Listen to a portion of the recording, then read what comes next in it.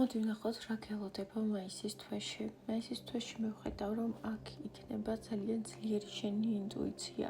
განსაკუთრებით ძლიერი იქნება ეს ინტუიცია ადამიანებთან მიმართებაში. შენ ძალიან კარგად დაინახავ ადამიანების განწყობებს შენთან მიმართებაში და თუ აქამდე შენი შიშები ხელს გიშლი და იმაში რომ დაგენახა ადამიანების რეალური სამყარო, რადგან თითქოს ყველასგან ცუდი მოლოდინი გქონდა.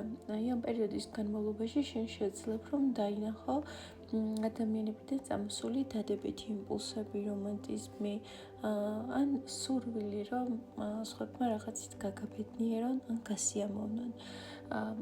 ასევე ამ პერიოდში მაისის თვეში აქტიური იქნება ფინანსური საკითხის და ფინანსური სფეროებიც.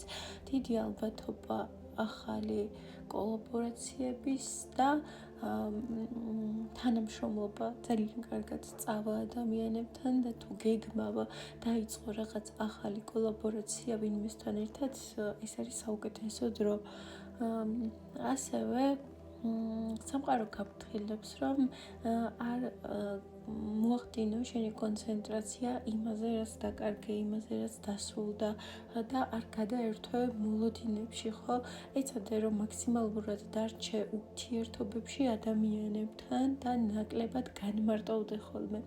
რადგან ეს განმარტოვება შესაძლოა საკმაოდ ტოქსიკური იყოს შენთვის მაისის თვეში და უკეთესია თუ შენ გექნება აქტიური ურთიერთობები და კომუნიკაციები ხალხთან. ასევე ჩანს, რომ შენ ცხოვრებაში რაღაც ახალი ეტაპი შემოდის. რაღაც საკითხების სრული განულება, რომელიც მე მგონია, რომ შენ ცოტა მივიწყებული გქონდა, აღარ წელოდი რაღაც საკითხიდან ფინანსების შემოსვლას ან რაღაც საკითხების დაძვრას, მაგრამ რასაც არ ელოდებოდი, ზუსტად ეს ყველაფერი დაიძრება, ხო?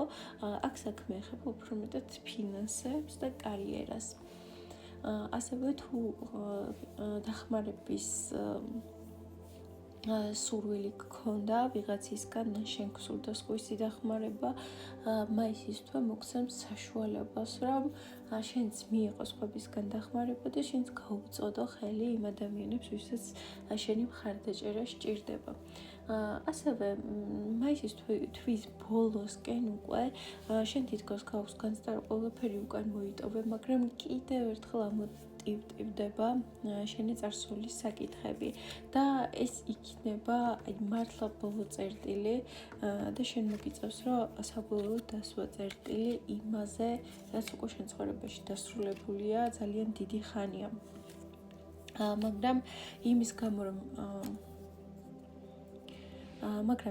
გამო, რომ შენ მუდმივად ცდილობ შეინარჩუნო შენი ფიქრებით, შენი მენტალობით რაღაც საკითხები, არ აძლევ რაღაცებს დასრულების საშუალებას და მაისის თვის ბოლოსკენ უკვე რაღაც საბოლოო წერტილი დაისმება შენ ცხოვრებაში, რაღაც ისეც რაც ისედაც დასრულებული იყო, ხო? აქ არ ჩანს, რომ რაღაცა ისეთი დასრულდება, რაც მაისის თვეში ხდებოდა, ხო? ეს არის საკმაოდ წარსულის და ძველი ისტორია, რომელიც შესაძლოა შიგ თავს გახსენებდა ხოლმე, მაგრამ ეხლა უნდა მოხდეს ამ ყველაფრის განსრულად გათავისუფლება.